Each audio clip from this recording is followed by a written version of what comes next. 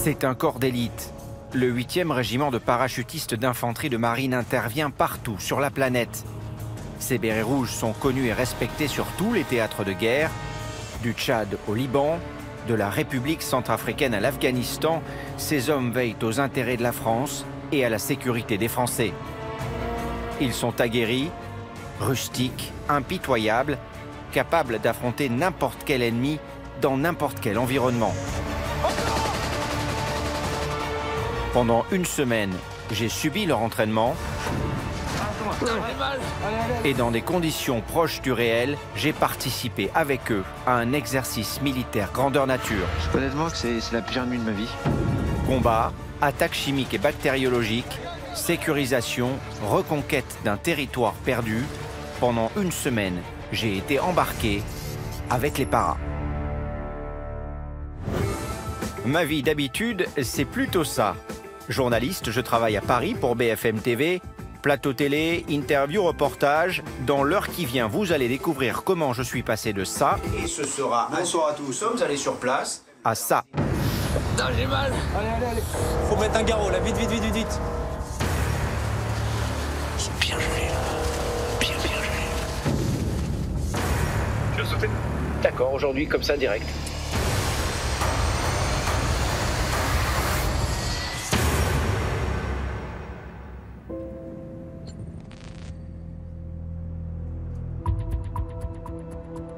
De Paris, il me faut environ 1 heure en avion pour me rendre à Castres. C'est dans cette petite ville du sud-ouest que le 8e régiment de parachutistes d'infanterie de marine tient garnison depuis 1963. Aujourd'hui, il compte environ 1200 militaires. Et à l'arrivée, c'est l'un d'entre eux, le lieutenant Maxime, qui vient m'accueillir. Bonjour. Salut Thomas. Maxime. Bonjour Maxime. Bienvenue à Castres. Merci. Allez, on perd pas de temps, je t'emmène. On est parti. Et effectivement, on ne perd pas de temps. Le lieutenant me conduit à quelques kilomètres de l'aéroport, sur un terrain militaire ultra sécurisé, où m'attend la section dans laquelle je vais être embarqué. Le lieu, discret, semble être comme abandonné. Et donc ça, j'imagine que c'est mes nouveaux amis. Et là, il y a tes nouveaux amis. Hop. Et là encore, ça ne traîne pas. Bonjour. Thomas. Je te présente Xavier, qui sera ton binôme. Bonjour Xavier. Enchanté Thomas. Tu auras l'occasion de faire connaissance avec lui, mais tout de suite, je te présente quelqu'un d'autre. D'accord. Adjudant-chef Greg. Bonjour Greg. Thomas. Bienvenue. Enchanté Greg. Merci. Bienvenue à toi. Bonjour. Donc l'idée est une sensibilisation à ce qu'on appelle nous la défense nucléaire, radiologique, biologique, chimique. On commence tout de suite là, comme ça. D'emblée, on n'a pas de temps à perdre. Puis ça reste des paramètres plutôt sensibles, donc on va y aller d'emblée. Ok. L'idée c'est de s'habiller et commencer à enfiler donc la tenue, les gants, et je vous ferai après la familiarisation au niveau du masque. Maintenant? Ouais, tout de suite. Ok. Même pas le temps de saluer la section correctement ou d'enlever mon jean. J'enfile ma tenue sur mes vêtements, puis, avec l'aide de Greg, l'instructeur, et les conseils de Xavier, mon binôme, j'enfile mon masque à gaz. Voilà. On respire bien quand même. Ah bah, comme dans un aspirateur, ouais.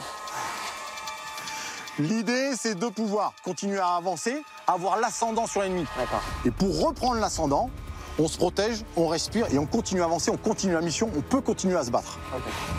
Ça va? Ça va? Il faut ensuite mettre la capuche pour être entièrement hermétique à l'air et apprendre à boire sans enlever mon masque pour que l'eau ne soit pas contaminée. Niveau 3, on enlève la capuche, on enlève le masque. Très bien.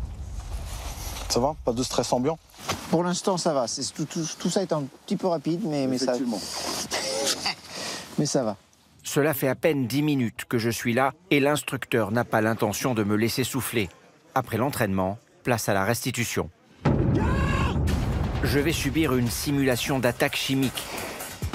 En d'autres mots, je vais devoir appliquer ce que je viens d'apprendre. Heureusement, Xavier, mon binôme, est là pour m'aider et me guider, et ce n'est pas inutile. L'opération se fait à deux. Cela permet une meilleure vérification, une meilleure étanchéité et une plus grande sécurité. Écoute, ouais, je crois. Après la mise du masque à gaz, le passage du tunnel avec les gaz. Tout là. Rien là, putain. Voilà.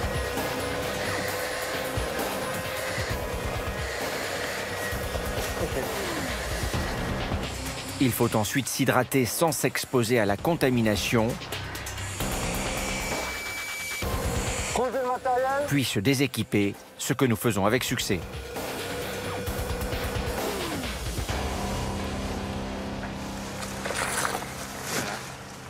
Du bon boulot. Restitution instantanée, réflexe. En 20 minutes, on a vu un programme qui est capable d'être déterminé sur une semaine. Félicitations. Merci. Voilà. Moi, j'en ai terminé pour vous. Bah merci, on va pouvoir faire connaissance maintenant alors du coup. Quand je l'ai vu arriver, je me suis dit, mais qu'est-ce que c'est que ça? Parce qu'il est un grand bonhomme, grand, fin, avec une grosse touffe de cheveux. Enfin, j'ai pas trouvé ça... J'aurais pu se raser les cheveux, quoi. C'est en camion militaire que je me dirige vers la prochaine étape de mon intégration. Je m'apprête à participer à un exercice militaire géant en conditions réelles. Alors, avant le lancement de l'opération, mes nouveaux coéquipiers veulent tester mes capacités sur le terrain et surtout s'assurer que j'arriverai à tenir le coup. Je te suis. Après avoir récupéré mon matériel, je n'ai que quelques minutes pour me changer et c'est en treillis que je rejoins mon groupe. Allez, Thomas. Ouais. Premier test, installer une bâche dans la forêt. Jusque-là, rien d'insurmontable, mais un premier aperçu de ce qui risque de m'arriver dans les prochains jours. C'est pour combien de personnes ça? C'est pour une personne? On peut tenir à 3. À 3. 3, 4. D'accord. On met pas les pompes là-dedans, hein?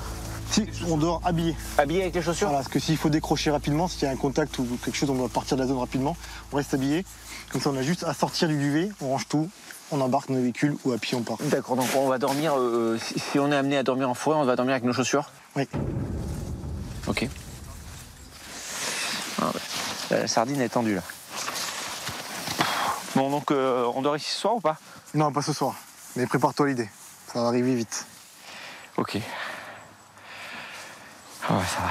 Allez, c'est parti. Cette première nuit, je vais la passer dans le confort relatif d'une caserne et j'ai encore le sourire. Premier jour de cette nouvelle aventure. Au bout de quelques secondes à peine, j'avais un masque à gaz sur le nez. Ce que j'ai cru comprendre sur cette première journée, c'est que j'allais passer beaucoup de temps dehors et qu'il allait falloir se sortir de situations un peu périlleuses. Voilà, hâte de voir ce qui m'attend.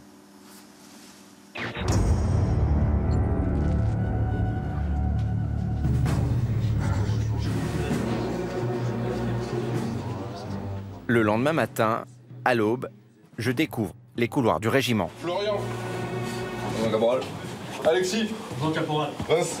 Et j'ai un peu l'impression de me retrouver à l'école. Ok, what? Louis. Caporal. Clément. Caporal. Sofiane. Caporal. Kevin.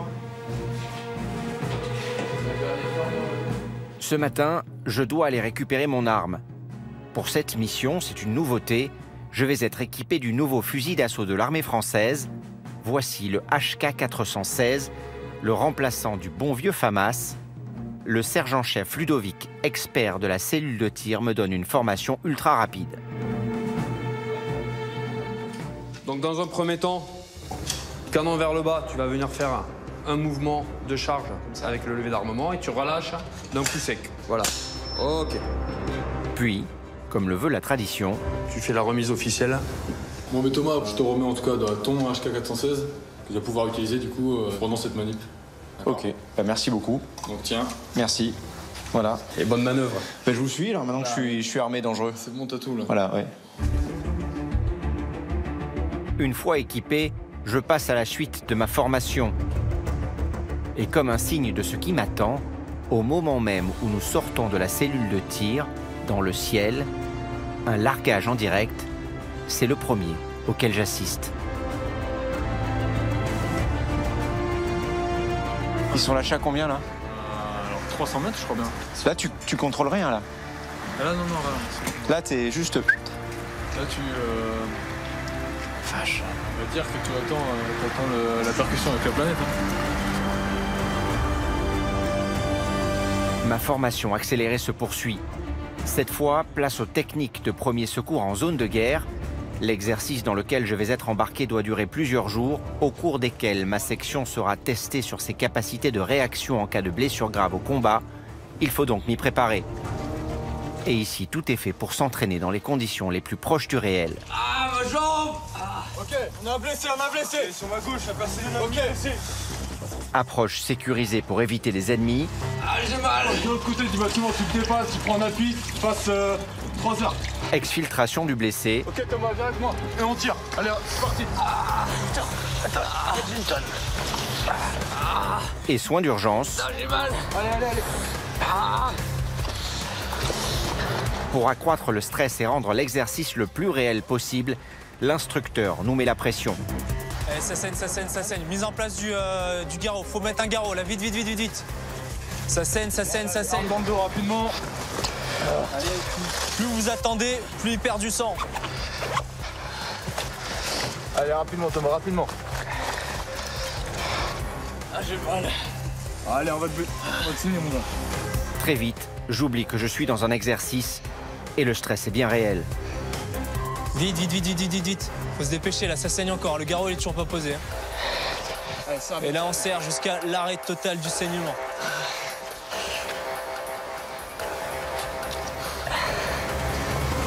Allez, encore. Tiens, vas-y, tu peux me...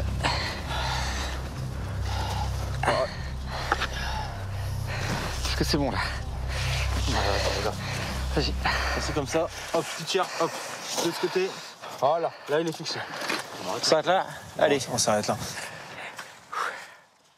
Après les premiers secours, pas le temps de souffler.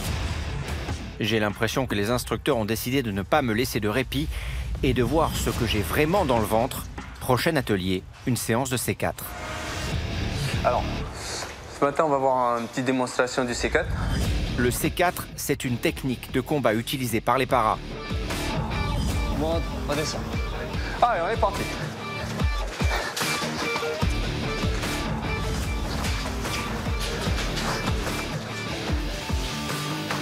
Après l'échauffement, je suis déjà épuisé et la suite ne va rien arranger. Attends, hein. Oui. Attends, allez. 10 secondes. Vas-y, 10 secondes. 10 secondes. D'accord. 5, 4, 3, 2, 1. Ok. Allez, c'est bien Thomas. Souffle. La séance de C4 est très intense, mais me permet de créer du lien et de me rapprocher de mon équipe. Ouais. Ça va? Ouais. Voilà Thomas, c'est bien. Ah, c'est bien Thomas. C'est bien. Allez, on souffle. C'est bien. Alors Thomas, comment t'as trouvé cette... Écoute, façon face à... là je commence à peine à m'échauffer là. Ouais. Donc c'est chaud, je te prends la direct. Ouais. Je te défonce. Je suis mort. J'essaie de garder le sourire, mais ma journée est loin d'être finie. Place au parcours d'audace. Petite présentation de l'obstacle. Donc saut de Tarzan. On va partir sur une plateforme qui est à 2,50 m de haut. Sous les ordres de l'instructeur et accompagné de 2 autres soldats, j'enchaîne les obstacles au pas de course. Allez, super. Allez, le clameau. Ouais. Mur à escalader, franchissement, Ok, c'est bon. Et là, on avance tranquillement. tyrolienne, Avance un petit peu. Moi qui suis sujet au vertige, les choses commencent à être de plus en plus difficiles.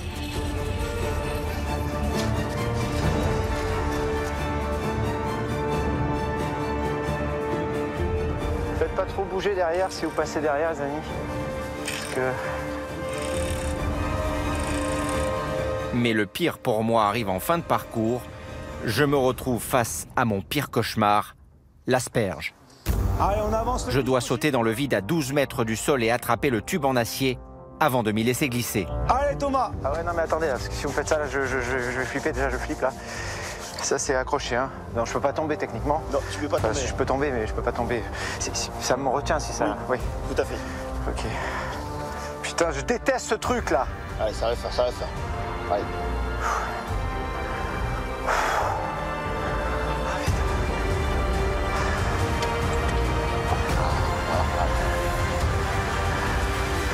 Allez, à 3, tu vas sauter toi. Ok? 1, 2, 3. Allez. Ouais, bah c'était bon. Allez, super. C'était pas académique Ok, du tout. Thomas, quand je te le dirai, tu décroises les jambes. Allez, commence à décroiser les jambes. Voilà, c'est pour la réception. Super, pour éviter de se faire mal. J'ai horreur Super. de ce truc. Horreur de ce truc, c'est horrible. C'est nul. Alors, comment tu t'es senti au départ là? Un peu stressé, non? Ah, c'est horrible, c'est horrible. Déjà, c'est horrible. Tu n'y arrives pas, quoi. Tu vois, c'est pas loin, c'est rien, c'est 1 mètre. Ça te paralyse, quoi. Oh, je déteste ce truc, putain, je déteste ce truc-là. L'asperge, c'est mon cauchemar. J'ai senti quand même aujourd'hui qu'il y avait du test qui m'évaluait. J'ai senti que les tests étaient quand même sérieux et que ce qui m'attend dans les jours qui viennent ne sera pas forcément facile. Donc je me prépare au pire. Voilà, je suis embarqué.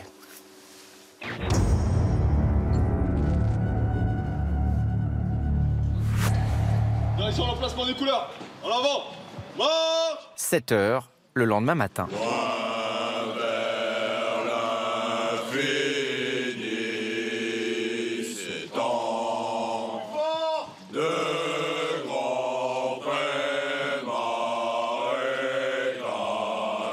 La levée des couleurs. Je commence à me sentir un peu militaire. Maintenant que ma formation express et mon évaluation sont terminées, je vais être pleinement intégré à ma section. Attention. Dans quelques heures, nous allons participer à un exercice exceptionnel. Nom de code, Acinonyx. Une opération d'envergure. Plus de 350 parachutistes, 1 millier d'hommes au total, des Français et des Américains qui combattent côte à côte, une force 3D dans les airs, des avions, des hélicoptères au sol, des engins blindés, du matériel de transport de troupes, de décontamination. Les moyens sont colossaux, sur plus de 50 km de distance dans les villes, les villages et les campagnes. C'est une véritable guerre qui est menée.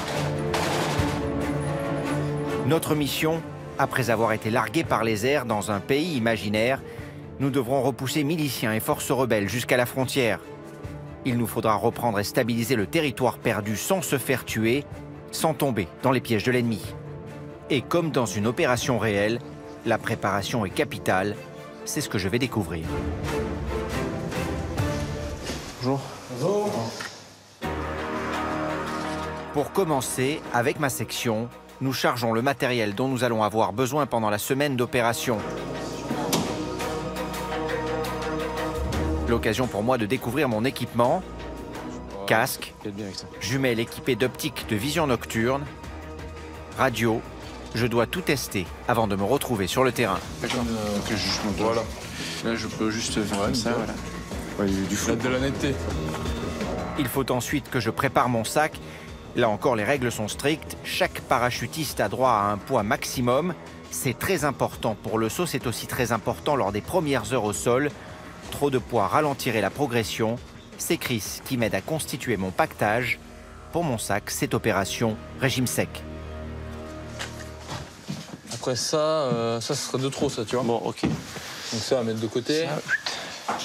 Et quel but? T'en prends combien?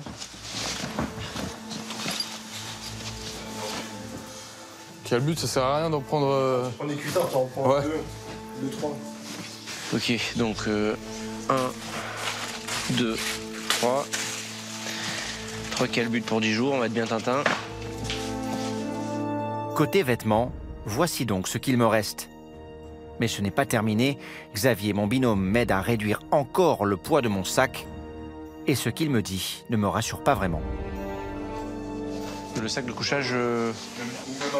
Si on a la possibilité de le mettre, on va essayer de le mettre. Sinon, on dormira juste avec le surset Gore-Tex à l'intérieur. Putain, c'est pas lui. Ah, mais c'est plastique, hein. Ouais. J'ai vu chez les paras. Ouais, merci. Ok, je te mets les genouillères sur le côté. D'accord. Et me voici avec un pactage d'une 20aine de kilos. considère vraiment comme un mec du groupe. Donc ce qu'il a dans son sac, c'est ce qu'il y aura aussi mes mecs du groupe aussi, quoi. Donc les mecs de mon équipe, et bah, voilà, il aura exactement la même chose. Moi, je vais le considérer comme un mec de mon équipe.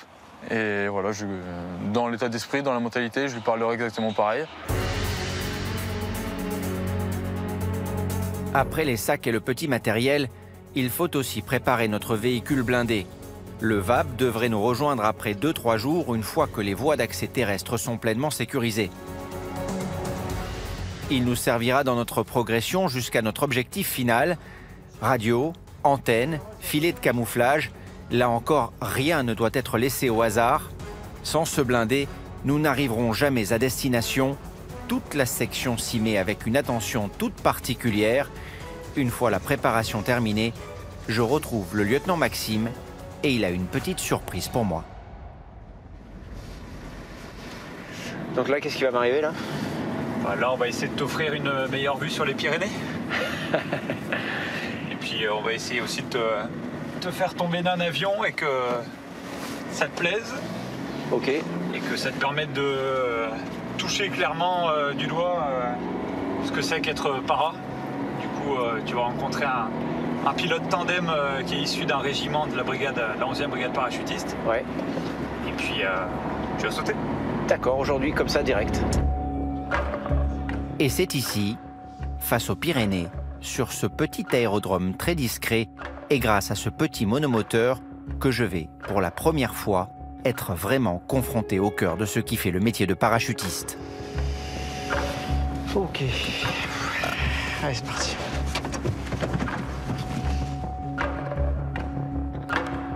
Les hommes avec qui je vais passer le reste de ma journée sont membres du GCP, le groupement commando parachutiste. À leur demande et par mesure de sécurité, vous ne verrez pas leur visage. L'adjudant Aurélien fait partie de ces troupes de choc.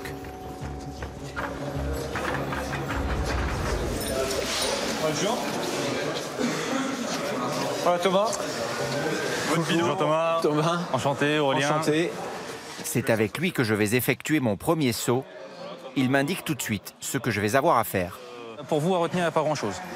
Position de sortie, la main en harnais, le bassin en avant, les jambes sous l'avion. D'accord. D'accord. Et à la position de chute, bien penser, les jambes en arrière resserrées.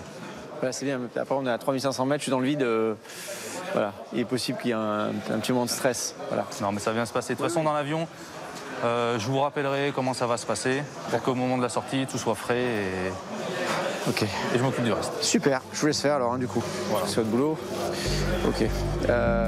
Et pour que je me rende mieux compte de ce que je vais devoir faire, Aurélien me fait découvrir l'avion avec lequel nous allons sauter. Et effectivement, ça concrétise bien les choses. Là, il vaut mieux pas regarder en bas, en fait. Ou ça sert à rien, de toute façon. De toute façon, avec la position que vous avez, ouais. Comme vous êtes comme ça et que je vous mets la tête en arrière, ouais. Vous ne pourrez pas regarder. Ah oui, je bonzais, en fait. Ok. Mais naturellement, le regard, il est attiré par le vide. Oui, bah oui. Ok, bon, bah, de toute façon, on verra. Pas le choix. Voilà. Et c'est parti.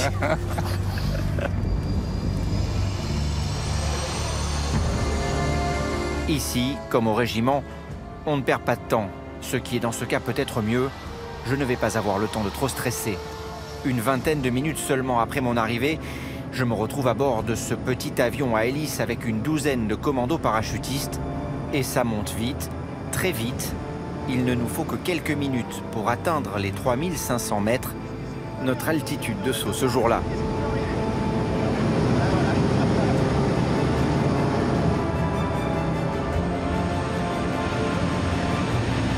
Mais ce qui me semble aller encore plus vite, c'est l'arrivée du saut en elle-même.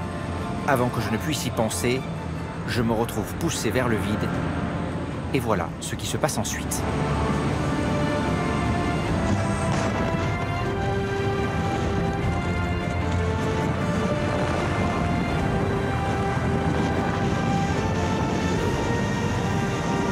Aurélien est un chuteur expérimenté. Même à plus de 200 km/h, il ne met que quelques secondes à nous stabiliser. Le temps de retrouver mes esprits et ma respiration. Je commence à profiter du paysage. Je n'ai plus l'impression de chuter, j'ai simplement le sentiment de flotter. et cette sensation est absolument incroyable. Je me sens en confiance totale.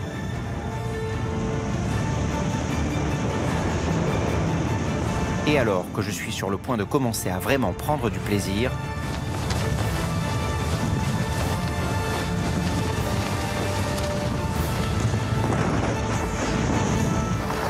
Gros rush d'adrénaline là. Le gros rush là. la chute libre aura duré environ 1 minute 30. Oh la vache. Il ne reste plus qu'à profiter du paysage et à se laisser porter jusqu'au sol, où nous nous posons pas très gracieusement, mais sans encombre, quelques minutes plus tard. Bon, ben voilà. Bravo. Ben merci. Bravo. Bien joué. Ah, c'était génial. Oh la vache. Ça marche, tout marche. Sympa pour le premier. Ouais, nickel. Oh la vache, merci. Hein. Oh. Félicitations. Ah bah merci, putain, c'est génial. Quel plaisir, quel plaisir. C'est ça, c'est que du plaisir. Oh la vache, le rush d'adrénaline. T'as entendu crier? Non, non. Je crois que c'était le mec derrière. Ah, c'est peut-être lui alors. Je viens de vivre une expérience inouïe, mais la prochaine fois, les choses devraient être légèrement différentes. Bon ben voilà, les choses sérieuses vont commencer demain. Et là ça change tout parce que Asinonyx, c'est un exercice grandeur nature en mode réel. C'est-à-dire que dans le cadre de l'exercice, on peut être blessé, on peut être tué. Et si ça arrive, évidemment, eh bien, ça change les règles du jeu pour ceux qui restent. C'est-à-dire en l'occurrence pour ma section, pour eux c'est pas des vacances, c'est un vrai exercice de combat. C'est comme ça qu'ils se forment, c'est comme ça qu'ils sont évalués. Tout ce que je fais mal, ça aura forcément des conséquences pour eux. Je suis inquiet parce que les conditions sont difficiles. Il fait très froid, ça va être très dur. J'appréhende aussi quand même un peu le saut en opération parce que ce sera pas du tout comme ce que j'ai fait aujourd'hui. Il faudra être prêt, quoi qu'il arrive.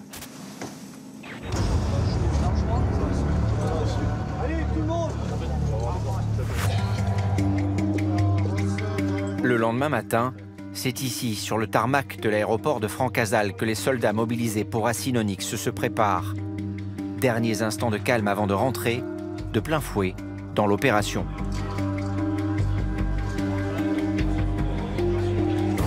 En voyant ces centaines d'hommes et leur armement, j'ai l'impression de partir à la guerre. Un peu plus loin, à l'écart du reste des troupes, le groupement commando parachutiste se prépare en toute discrétion. La première mission du GCP sera de sécuriser la zone de largage pour l'ensemble des troupes parachutistes. Ils vont être dépêchés sur place avant le gros des troupes et comme prévu, c'est avec eux que je vais sauter avant de retrouver ma section sur le terrain. Bonjour. Ça va? Ça va? Ouais, ça va. Bah... En forme? Oui, en forme. Je retrouve l'adjudant Aurélien avec qui j'ai effectué mon saut d'entraînement la veille. Nous devons préparer notre matériel. Donc ça, tu gardes avec toi. Tout est mis dans ce que les parachutistes appellent la gaine, un énorme sac avec lequel nous allons sauter. J'essaie comme je peux de suivre les instructions pour ne pas faire d'erreur une fois en l'air. Quand elle tombe à mes pieds, est-ce qu'elle est suspendue ou est-ce qu'il faut que je la pousse comme ça avec le pied? Non, elle est suspendue. D'accord, donc il y a... Comme ça, ça sera sous tes pieds. Un commando peut transporter avec lui jusqu'à 250 kg et tout doit être minutieusement préparé, examiné, vérifié. La moindre erreur dans la préparation d'un paquetage, d'un parachute ou d'une gaine, et l'on risque la mort. Alors ça, c'est une demande express de Xavier. L'heure du décollage approche. Xavier, mon binôme, que je retrouverai avec mon groupe dans quelques heures, m'a demandé de me maquiller. Bon, ça va bien, hein. Eux arriveront dans la nuit et nous devrons tous pouvoir nous fondre dans l'environnement. Sur le tarmac, les membres du groupe commando font un dernier briefing de la mission. Puis vient le moment fatidique, je dois enfiler le parachute.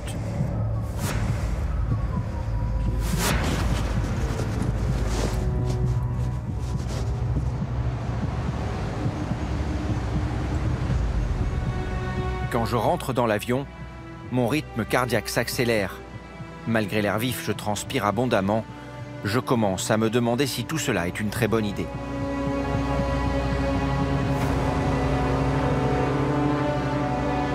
Pendant les quelques minutes de répit dont je dispose, j'en profite pour regarder une nouvelle fois sur une carte de la zone de largage où se situe le point de rendez-vous avec ma section.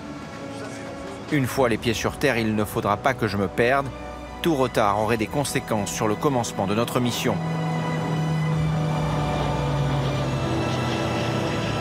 Le début du vol est très impressionnant.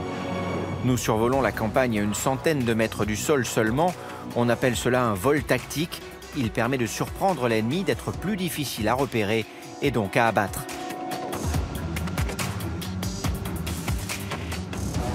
Puis, tout à coup, nous prenons de l'altitude. En quelques minutes, nous atteignons 2800 mètres. C'est maintenant qu'il va falloir se préparer. À ce moment-là, j'ai un horrible doute. J'ai envie d'abandonner, mais je me sens coincé. Plus moyen de reculer.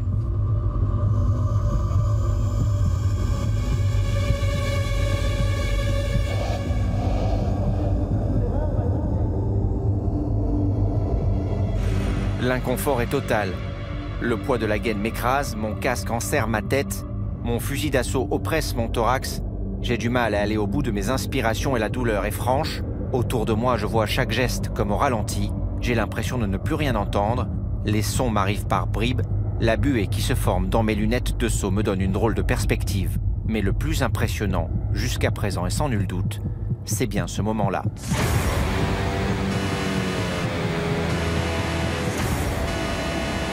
Dans l'avion, l'alarme retentit, le signal que nous venons d'atteindre la zone de largage. Puis, tout va très vite. Et c'est peut-être mieux ainsi.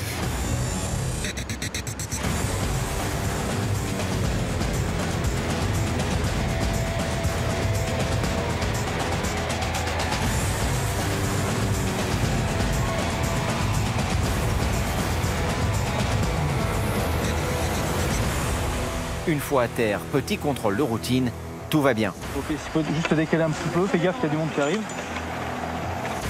Nous devons rapidement nous rééquiper et préparer la suite de la mission.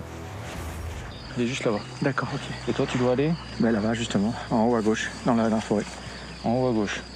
Ok. Normalement, c'est là qu'il y a le point de rendez-vous, quoi. Ok, ce qu'on va faire là, on va se mettre dans le bois, là en lisière, pour être caché. On va enterrer notre matériel. Une fois le parachute plié, il faut s'en débarrasser. L'opération de sécurisation du site peut ensuite débuter. Les commandos doivent s'assurer qu'aucun ennemi puisse menacer le largage des troupes. Ce sont plus de 300 hommes qui sont attendus ici dans les prochaines heures. Nous nous regroupons en lisière de forêt. Loïc, je te laisse regarder la carto pour trouver un chemin d'infiltration. L'adjudant Aurélien et ses hommes m'escortent jusqu'au point de rendez-vous avec ma section située à 2 km de notre point d'atterrissage. Le secteur dans lequel nous progressons est aux mains des ennemis. Nous devons donc avancer dans la forêt en toute discrétion pour éviter de nous faire repérer.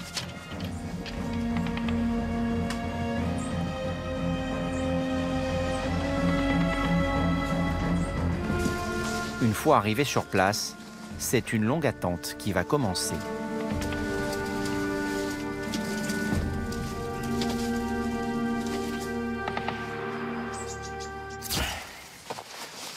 Bon bah là ça y est, on est au sol, le son, tout équipé, c'était incroyable. Franchement j'ai bien eu peur. Ah bah j'étais complètement étouffé par la gaine. J'avais le HK qui me rentrait dans le thorax. Là ça tire dans tous les sens. Je suis en train d'attendre mon groupe qui devra arriver dans les heures qui viennent. Quant aux commandos, ils partent continuer leur infiltration. Je vais arrêter de faire du bruit parce que ça tire dans tous les sens. Mon attente durera près de 6 heures. Et c'est en pleine nuit que je vais enfin entendre le bruit des premiers avions dans le ciel.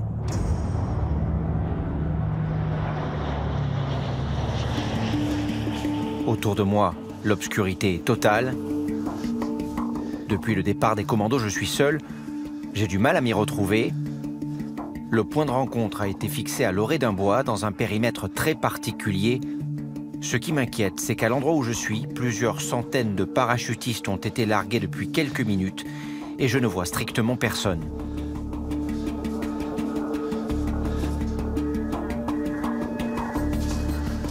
C'est Je commence sérieusement à me demander si je ne suis pas perdu, ce qui serait évidemment une très mauvaise nouvelle.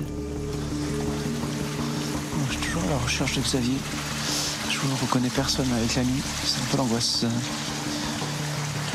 Je me demande si je ne vais pas essayer de rebrousser chemin quand tout à coup je repère le signal espéré et quelques mètres plus loin, dans les fourrés, je retrouve enfin ma section. Salut Thomas. Ça va? C'est Chris. Oh putain, je suis content de te voir. C'est bien passé. Oh Xav. Ça va? C'est bien passé. Ouais. Je peux poser mon sac? Putain, je voyais, je connaissais personne. Autour de moi, il n'y avait personne que je connaissais. J'ai flippé, moi, je me suis dit, putain, je suis parti dessus, je sais pas, je suis parti dans la mauvaise armée. La nuit est noire, opaque. Le silence est quasi total. Les hommes sont tendus, concentrés. Nous attendons les ordres. Ils ne tardent pas à arriver. Et ils ne sont pas formidables. Première mauvaise nouvelle, au cours du largage, un colis d'armement a été perdu. Deuxième mauvaise nouvelle, le colis est probablement tombé dans des marécages.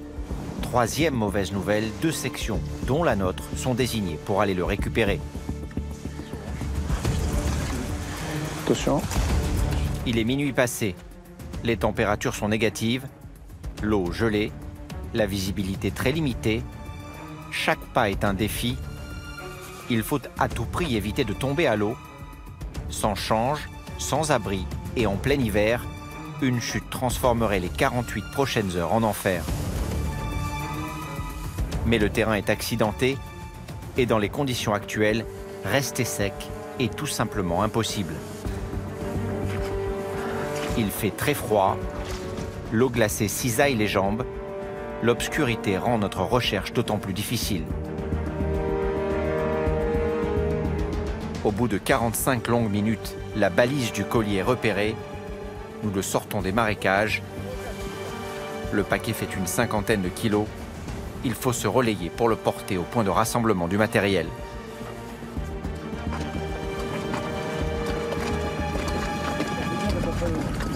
Quelqu'un va me remplacer là. Là, faut remplacer. Un mec pour l'avant droite. Avant droite. Bon, je suis là. C'est bon? Allez, va-t'en. C'est bon. Qui là? C'est bon, GG. On a réussi à récupérer le colis perdu. Et on a réussi à rentrer. Sain et sauf. Avec le colis perdu. Mission accomplie. Un peu par miracle, mais aussi par le travail. Ça a payé. Comme nous, il a porté le colis, comme nous, il a mouillé les pieds. Mais par contre, lui, il n'a pas eu l'entraînement qu'on a eu avant. Et il s'en sort plutôt bien, quoi. Une fois l'opération terminée, nous devons nous rendre vers notre premier point de bivouac, situé à 6 km. C'est là-bas que nous devons attendre les ordres du commandement pour la suite de la mission. Nous y arrivons avec environ 6 heures de retard sur l'horaire prévu. Il est 3 heures du matin et mon calvaire n'est pas terminé. Je dois maintenant prendre un tour de garde. Il va durer une demi-heure. C'est sur ce talus, en pleine nuit, que je dois m'installer. Je commence à sentir le froid m'envahir.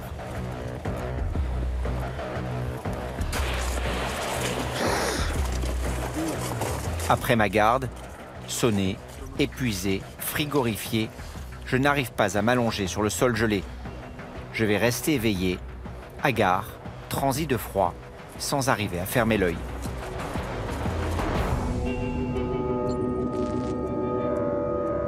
« 6 heures du matin. Pendant la nuit, la neige s'est mise à tomber. C'est encore mon tour de monter la garde. 30 minutes supplémentaires de pure souffrance. À ce moment précis, je pense arrêter l'aventure.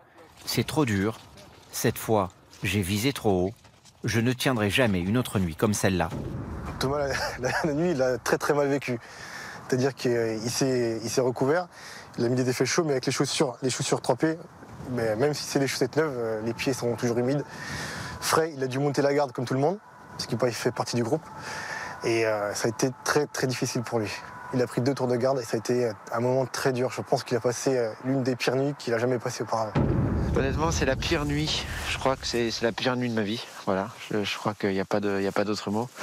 Pendant des nuits compliquées, j'en ai connu. Dans des endroits compliqués, j'en ai connu. Là, j'ai cru que j'allais mourir en fait. Et voilà, la surprise du matin, c'est ça, c'est la neige. La neige qui rend les choses encore plus agréables. Après le largage de la veille, la zone est occupée par près de 1000 soldats provenant de la 11e brigade parachutiste. Les premières sections commencent déjà à progresser vers le nord pour grignoter du terrain sur l'ennemi. Pour l'instant, mon équipe a reçu pour ordre de rester sur place pour sécuriser notre secteur. Nous sommes complètement isolés. Il fait un froid polaire, l'environnement est hostile. À tout moment, nous pouvons être attaqués par les forces ennemies. Nous n'avons aucune autre protection que notre armement léger, aucune autre ressource que nos sacs. Plus moyen de reculer, pas moyen de partir. Je vais devoir continuer à subir et tout faire pour ne pas pénaliser le groupe. Chaque tour de garde dure 30 minutes. À chaque fois, la relève est la bienvenue et je profite de cette demi-heure de répit pour retrouver un peu de chaleur sous les bâches, l'occasion de partager mes premières impressions avec mes coéquipiers. Ouais, j'en ai entendu 2-3 qui ronflaient quand même. Hein. Ouais, il y en a qui ont dormi là. Putain, tranquillou quoi. Il y a un moment, j'ai dû ronfler. Putain, tu sais, quand tu essaies de dormir et que t'as des mecs qui ronflent à côté, c'est horrible. Tu te dis putain, mais comment ils font pour dormir, c'est pas possible. Et pour tuer le temps, malgré la fatigue, les conversations s'enchaînent. Et para, pourquoi? Parce qu'il n'y a pas que ça hein, dans l'armée. Enfin, c'est pas le plus simple, tu vois, quand tu dis para, tu... Justement, c'est pas le plus simple. Ouais. Après, c'est parce que moi, j'aime bien le sport. Ouais. Je suis quelqu'un d'assez sportif. Et c'est ce côté rustique, sportif qui m'intéressait beaucoup. Rustique, je te confirme. Sportif, je te confirme. Je suis là depuis 24 heures. J'ai dormi -2 et j'ai plus de dos. Ouais. Merci, chef. Mais ici, les moments de pause ne durent jamais très longtemps.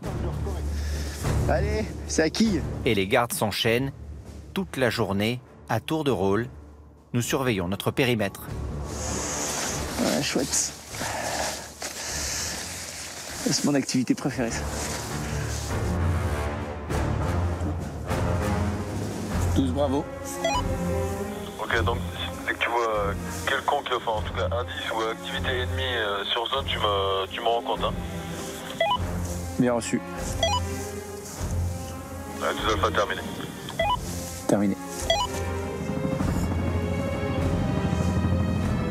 Je sais pas si on est bien reçu, mais j'ai dit bien reçu quand même. Ça faisait genre armé quoi.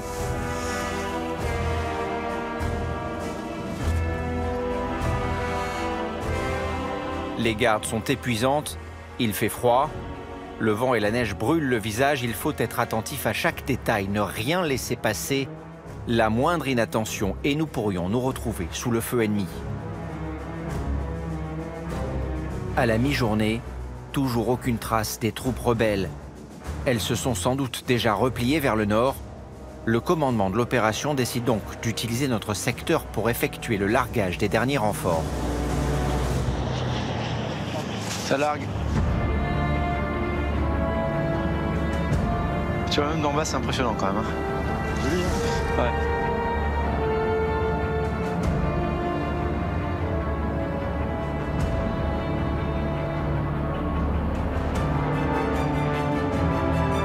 Il y a une certaine harmonie dans les largages et il continue de m'impressionner.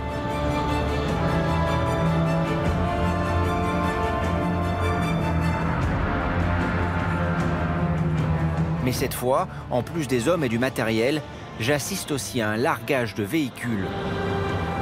Au bout de ces 3 énormes parachutes, un 4x4 destiné aux troupes au sol. C'est spectaculaire.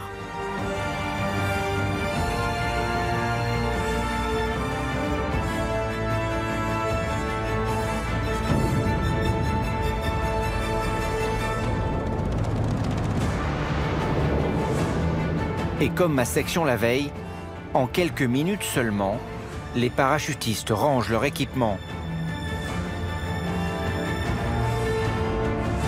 Et comme par enchantement, quelques minutes plus tard, là où des centaines d'hommes et plusieurs tonnes de matériel sont largués, il ne reste rien, sinon quelques traces dans la terre du passage des militaires.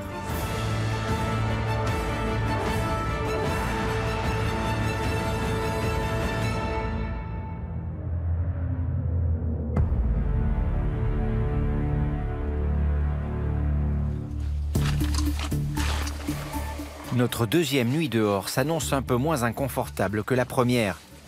Cette fois, nous avons les bâches pour nous protéger. Et nous allons pouvoir nous coucher un peu plus tôt. Malgré le froid et les températures toujours négatives, malgré les gardes, si tout va bien, nous devrions pouvoir dormir quelques heures. Juste avant, nous en profitons pour grignoter un peu. Là, c'est à l'oriental, on va passer pour ce soir. Tortellini sur bœuf. C'est pour papa. Il faut faire vite, être très discret, ne pas utiliser les lumières, faire chauffer les rations le plus rapidement possible. Il ne faut pas se faire repérer. L'ennemi, qui reste pour l'instant invisible, pourrait nous localiser. Nous deviendrions une cible facile.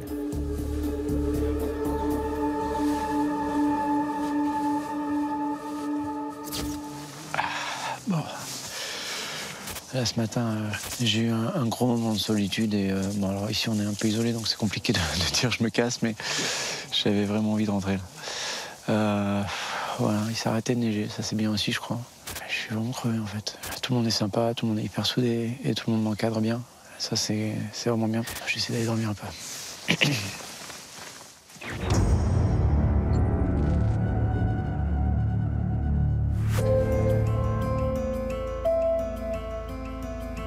Le lendemain matin, la neige s'est arrêtée de tomber. Malgré la rusticité, l'hygiène reste un élément important de la routine militaire. Pour éviter les maladies ou un affaiblissement général, quand cela est possible, il faut toujours faire un minimum de toilettes. Et chacun se débrouille avec les moyens du bord. Ma journée reprend, toujours rythmée par les gardes. Petit plus, la neige a disparu et le soleil est de retour. Pour le moral, la moindre petite amélioration est tout simplement énorme. Nous attendons toujours le signal pour entamer notre progression. Depuis le déclenchement de l'opération, les premières sections ont avancé de plusieurs kilomètres à l'intérieur de la zone de l'exercice, avec pour premier objectif de reprendre les villages occupés par les ennemis. 11 points à atteindre. Pour les soldats, la prise de chaque rue, de chaque bâtiment, de chaque intersection se fait au prix de violents combats. Mais le rapport de force tourne en faveur des parachutistes qui gagnent progressivement du terrain. Petit à petit, les troupes ennemies fuient vers le nord. Et alors que je m'apprête à terminer mon tour de garde, nous recevons l'ordre immédiat de quitter notre position. Après 36 heures dans le froid, nous n'avons que quelques minutes pour faire disparaître notre campement et embarquer à bord du VAB. Minuit, tu peux on décroche. Allez. Ok Thomas, vas-y, tu peux rembarquer. T'as ton arme avec toi? Allez, vas-y. Et je suis bien content de retrouver l'inconfort, les vapeurs d'essence, mais aussi la chaleur de notre véhicule blindé. Après 2 jours à monter la garde dans la neige, je suis prêt à passer à l'action. Nous filons droit vers le nord. La zone semble avoir été parfaitement sécurisée et nous progressons rapidement. Notre prochaine mission doit se dérouler dans le village d'Andouin, situé à une quinzaine de kilomètres de notre premier campement. Des forces ennemies ont fui les lieux il y a seulement quelques heures et nous devons évacuer des ressortissants coincés dans le village. Les 5 hommes nous attendent près de l'église. Nous devons d'abord vérifier leurs identités, nous assurer que ce n'est pas un piège, que nous n'avons pas affaire à des terroristes ou à des miliciens ennemis.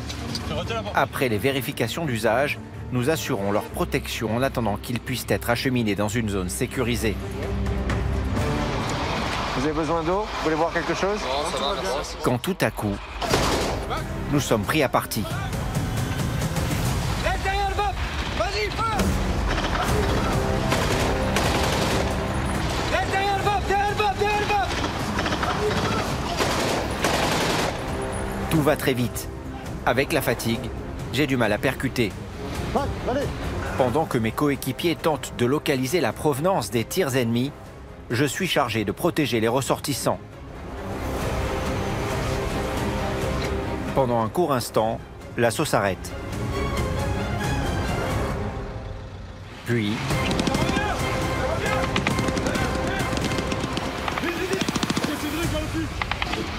C'est le VAB, c'est bon, c'est le VAB. Fausse alerte pour cette fois. Mais le plus étonnant, c'est que tout cela se passe à l'heure du déjeuner en plein village et les riverains, surpris, commencent à sortir de chez eux. Donc là, on est en pleine opération dans un village. Et c'est assez marrant parce qu'il y a du stress et il y a de la curiosité en même temps. Et j'imagine que ça doit être de se retrouver avec des militaires surarmés dans son jardin à la fin du déjeuner.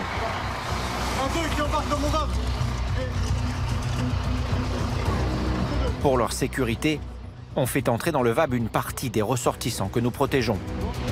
Ok, Thomas, tu viens avec moi, le stylo, tu viens avec moi. Notre VAB n'étant pas assez spacieux pour tout le monde, nous devons placer les civils restants en sécurité dans un autre véhicule. Je suis chargé de les accompagner. Et toi à droite, je me mets à gauche. Stylo, tu restes derrière. Allez, c'est parti. On va escorter, on va au niveau du VAB de 11. À ce moment précis, nous sommes à nouveau pris à partie. Thomas, dehors.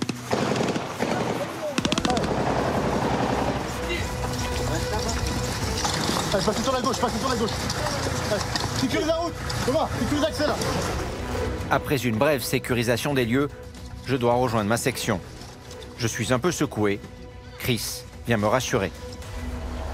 Bon, je trouvais que t'étais dedans et puis c'est très bien quoi. Continue comme ça et... C'est chaud Max. Et on va bien voir comment va se dérouler la suite des activités. On reste dans cette optique-là, dans cet esprit-là, percutant quoi. Ok, merci. Ça marche? Ça va, ça marche. Ouais, super. Une fois l'opération terminée, nous reprenons la route. Dimitri et son chien Nikos embarquent avec nous dans le VAB. Nikos est un chien de guerre, entraîné à tuer. Il y a des trucs qu'il faut pas faire là avec les chiens. Je vais donner des consignes. Personne n'a peur des chiens ici? Non, t'as des chiens normaux, non. En mission, là il a la muselière donc ça va, mais quand il aura pas la muselière et tout, pas le toucher, pas s'en préoccuper. D'accord. Et évidemment, c'est à côté de moi que Nikos s'installe.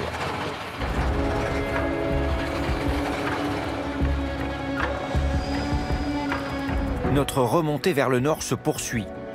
Pour l'instant, l'opération Acinonyx est un succès et comme nous, d'autres sections de parachutistes font route vers la frontière pour repousser définitivement l'ennemi hors de la zone.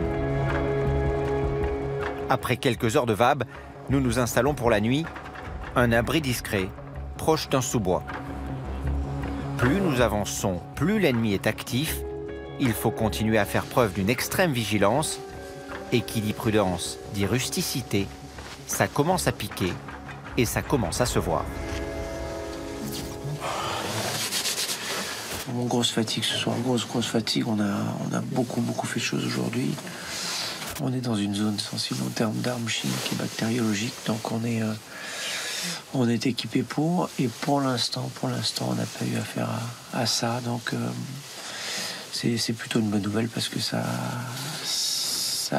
implique de très nombreuses et de très lourdes contraintes si ça venait à être le cas. Ce qui est très agréable, c'est que c'est un petit groupe. On est 8. Tout le monde s'occupe de moi, tout le temps. Il m'intègre vraiment en faisant en sorte que je ne sois pas quelque chose qui fasse dérailler la mission, mais qui l'enregistre. C'est beaucoup de chance pour moi, parce que sans ça, ce qui est déjà difficile deviendra infernal.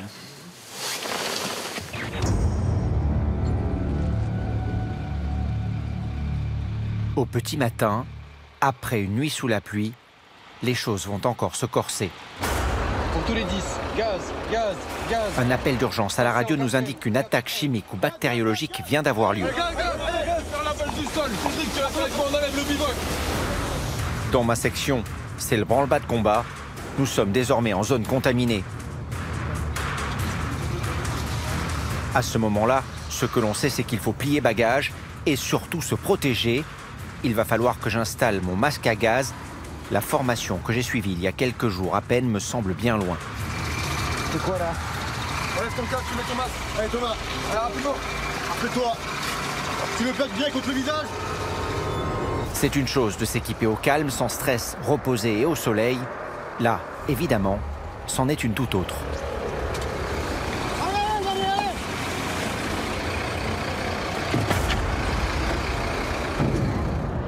C'est normal, il n'est pas assez réactif, il ne percute pas autant que nous. C'est pour ça qu'on est là. Moi, je me souviens très bien, j'étais là pour le bouger, pour le rappeler. Allez, Thomas, dépêche-toi là, parce que là, faut pas prendre son temps. Là, tu prends le truc, tu l'arraches, la bâche, tu l'arraches, et puis il faut dans ton sac, quoi. Ça va? Allez, Chris, vérifie qu'il a bien mis ton casque.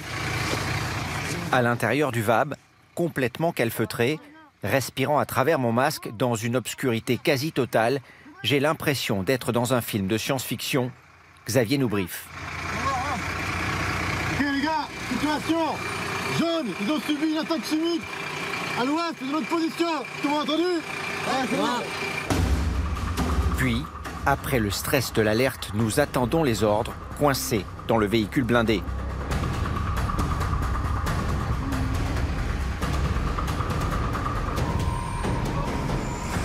Une fois l'alerte levée, nous sommes dirigés vers un centre de décontamination. Nous faisons la route complètement isolée de l'extérieur. Arrivés au centre, nous retrouvons les véhicules des autres unités qui ont aussi subi l'attaque. Tout le monde doit absolument passer par ce sas avant de pouvoir continuer la manœuvre. Et voici ce que nous découvrons lorsque nous arrivons sur place. Ce n'est plus simplement une impression, je suis dans un film de science-fiction.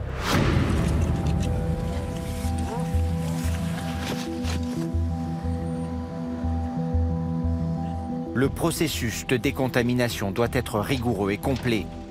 Les hommes, mais aussi les véhicules, doivent être complètement nettoyés. Les agents chimiques et bactériologiques sont résistants. Il faut être particulièrement vigilant. Ici, on ne prend aucun risque. Véhicules, armements, soldats ou matériel, tout y passe. La décontamination se déroule en plusieurs phases et tout s'enchaîne assez rapidement. C'est d'abord mon fusil d'assaut dont je dois me délester. Puis je dois passer dans ce bac pour décontaminer mes chaussures, puis m'enregistrer. Chaque soldat doit le faire afin d'éviter que quelqu'un ne passe à travers les mailles du filet. On m'aide d'abord à enlever mes chaussures, puis, couche par couche, le reste de mes vêtements. Il faut qu'il y ait le moins de contact possible entre les hommes. Chaque geste fait partie d'un protocole très strict.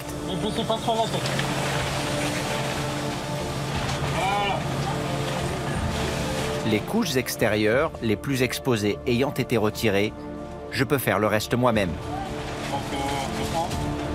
Je suis ensuite dirigé vers cette douche de décontamination.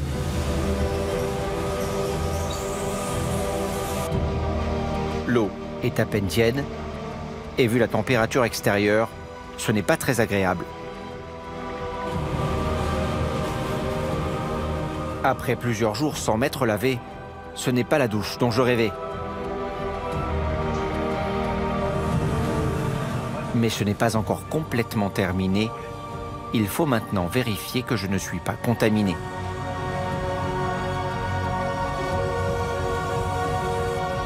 Verdict négatif, tout va bien. Je suis apte à retourner au combat.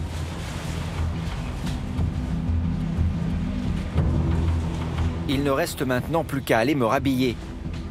C'est dans ce vieux hangar que je remets mes habits sales et que je profite de quelques minutes de répit au sec avant que toute la section ne soit décontaminée.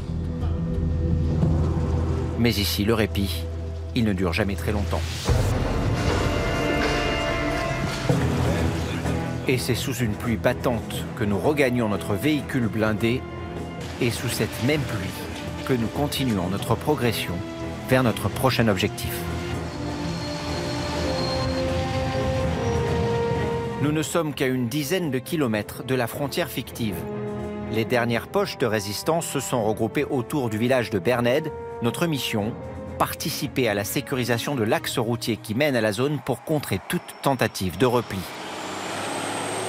Nous sommes plusieurs VAB à nous disposer de chaque côté de la route.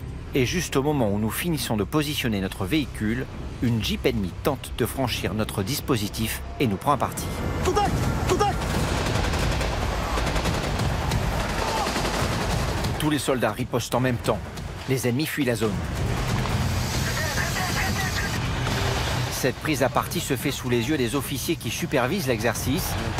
Ils sont chargés d'évaluer notre aptitude au combat dans chaque circonstance. Pour nous mettre encore plus en difficulté, l'un des instructeurs s'approche de notre VAB étant un carton au tireur, le signe qu'il doit se considérer comme blessé par un tir ennemi en quelques secondes. Nous devons réagir à ce nouvel incident. Qu'est-ce qu'il a l'air fait?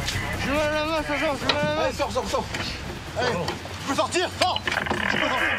Good, Mais sécuriser le devant. Je suis mobilisé, d'abord pour de la surveillance. Depuis le début de l'exercice, c'est notre premier accro sérieux et la tension est palpable. Comment? Ouais.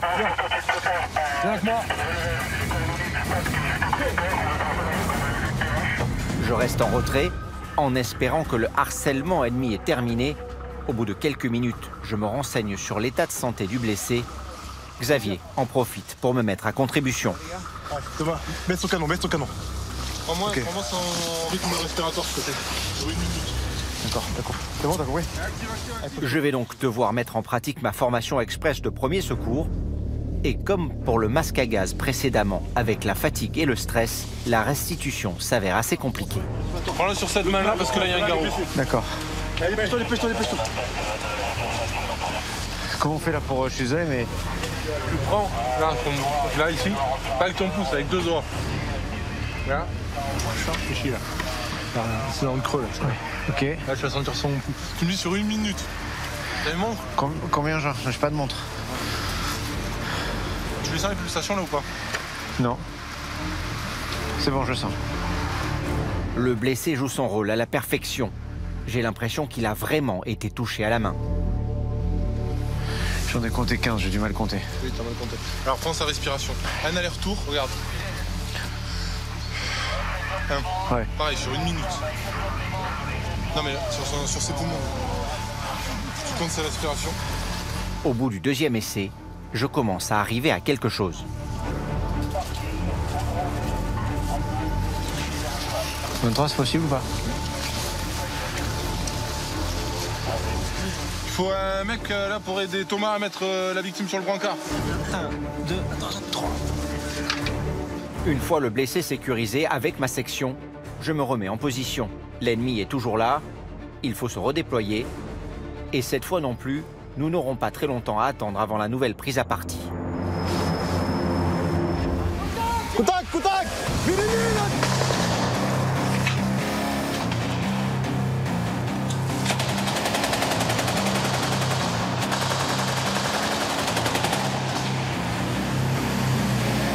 Nous sommes complètement coincés. À chaque fois que nous tentons de nous dégager, l'ennemi attaque. Nous demandons du renfort. Et c'est une unité américaine qui participe à l'exercice qui est dépêchée. Notre connaissance du terrain et nos forces additionnées changent le rapport de force.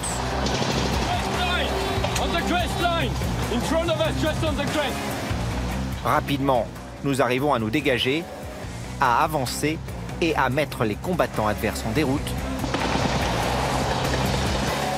Mais pour poursuivre notre route, nous devons complètement finir le travail.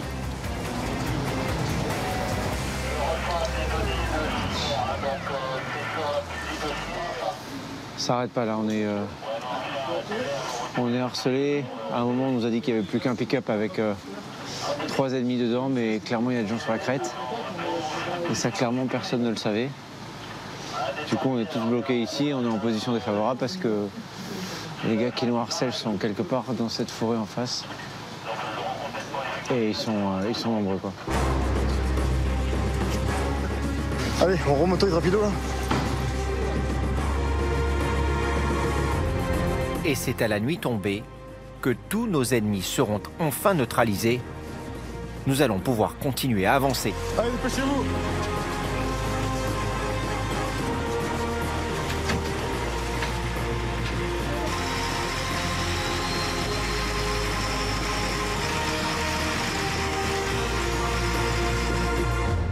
spécificité d'un homme du 8e RPIMA, pour moi, c'est la rusticité. Cette volonté à toujours plus, en fait. On veut toujours plus, toujours aller de l'avant. Et peu importe les conditions, peu importe ce qui arrivera, on avance.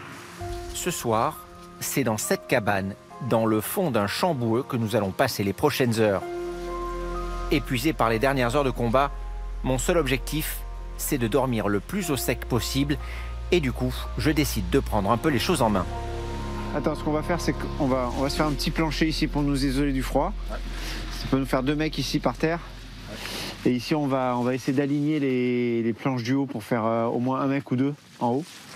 C'est 4 mecs sous abri. Si on a une bâche ici pour nous protéger de la pluie, 2 autres mecs dans le VAB. Et on devrait pouvoir dormir correctement. Quelques heures au sec ne devraient pas nous faire de mal. Voilà, nuit 4 ou 5, je sais plus très bien, j'arrive plus à compter. Ça, c'est déjà un signe que ce qui est en train de se passer, c'est difficile. Ils essaient de nous fatiguer, clairement. Et clairement, en tout cas, en ce qui me concerne, ils y arrivent. On est harcelé en permanence, ça n'arrête pas, quoi. Dès qu'on a un moment de répit, ça repart. Dès qu'on pense que c'est terminé, ça recommence. Donc voilà. Je suis content que l'aventure, si tout va bien, touche à sa fin dans pas très longtemps, parce que les prochaines heures risquent d'être très très difficiles à vivre.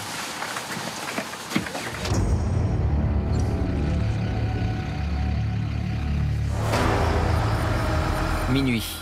Notre section vient de recevoir l'ordre de se mettre en route. Nous sommes tout près de la frontière fictive et toutes les unités doivent se regrouper aux abords de Berned. Les dernières forces ennemies y sont réfugiées dans quelques bâtiments situés à l'entrée du village. C'est l'heure de l'assaut final. Au QG de l'opération, le commandement prépare l'attaque. Voie d'accès, étude de la topographie des lieux. Tout doit être pris en compte pour choisir la bonne stratégie pour l'assaut. Avec ma section, nous venons d'arriver à 5 km de la cible et c'est à pied que nous devons continuer notre progression.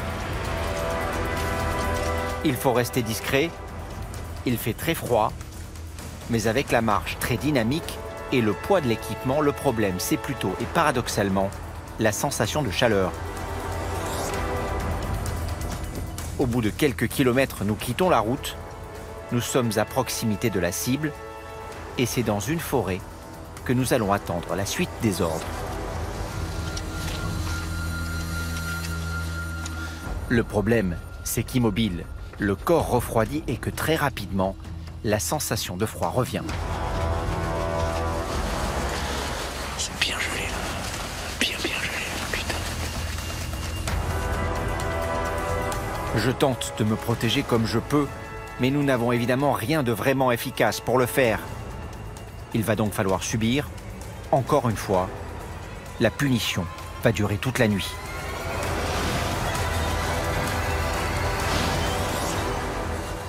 À l'aube, nous sommes toujours dans la forêt. Nous redécouvrons notre environnement en couleurs. Le spectacle est magnifique. Mais après 6 jours d'exercice, j'ai un peu perdu mon âme de poète, d'autant que l'assaut final est repoussé. Il va falloir encore patienter.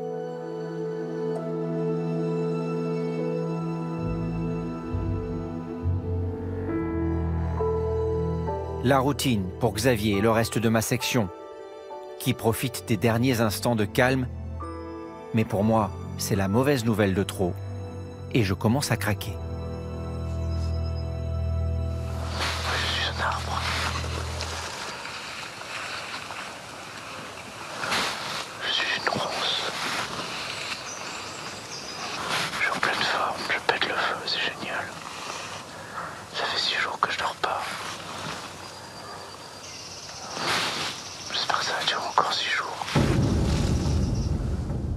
Quelques instants plus tard, la ronce que je suis devenu va devoir s'activer. L'assaut est donné, ma section sort du bois et tout autour de nous, à quelques mètres seulement, toutes les autres sections mobilisées font de même. Nous étions en fait des centaines autour de l'objectif, tellement discret, tellement bien camouflé, que je n'avais remarqué personne. J'arrive à peine à y croire.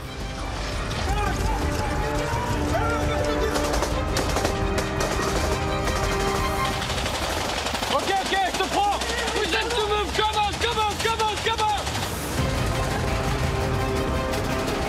Après environ 8 heures immobiles dans le froid de la forêt, la rapidité et l'intensité de l'assaut sont très difficiles à vivre. J'arrive à peine à respirer et à peine à suivre. Je suis chargé d'observer et de sécuriser. 3 packs qui sortent du bâtiment là-bas. Bâtiment blanc là. Juste en face. Heureusement, l'opération est rondement menée. Et à part quelques tirs sporadiques ici et là, l'opposition ne dure pas longtemps. Ça va. Ouais, ça se passe très vite, ça va très vite en fait. C'est le problème, c'est que tu fais rien pendant 10 heures, t'es dans la forêt planquée.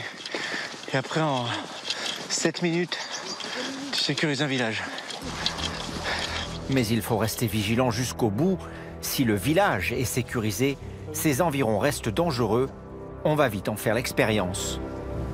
Ok, ça dit.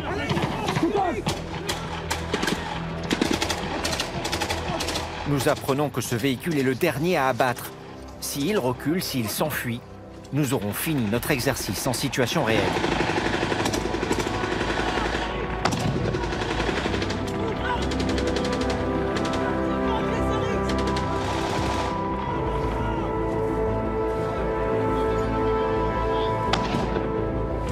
Notre mission est terminée. L'occasion de refaire le match avec Chris. Ça fait 6 jours depuis le saut là. J'ai l'impression que c'était hier ou avant-hier. Ouais, c'est ça. Tu vois ce que je veux dire? Pourtant ça a été long, ça a été dur. Ouais.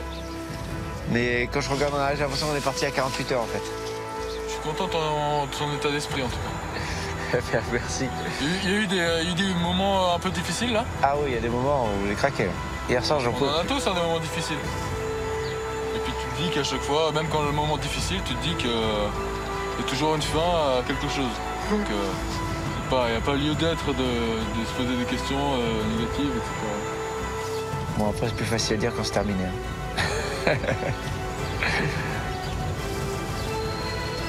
Ah, c'est le doux bruit du VAB, ça?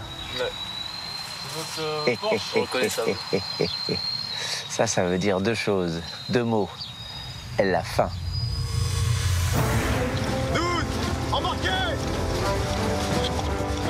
Et c'est ainsi que se termine mon aventure avec les parachutistes du 8e RPIMA. Pendant une dizaine de jours, ils m'ont appris leur métier, fait vivre une partie de leur vie et m'ont montré les qualités essentielles d'un bon para et d'un bon soldat. Celles que je connaissais déjà, le courage, la force, l'entraînement, la résistance, le dépassement de soi et le sens du devoir et de l'engagement, et toutes celles que j'ai découvertes grâce à Xavier, Chris ou PH, la solidarité, l'entraide, le souci de l'autre, la camaraderie. En 10 jours, j'ai vraiment compris ce que c'est que d'être volontaire. Volontaire comme la devise du 8e régiment de parachutistes d'infanterie de marine.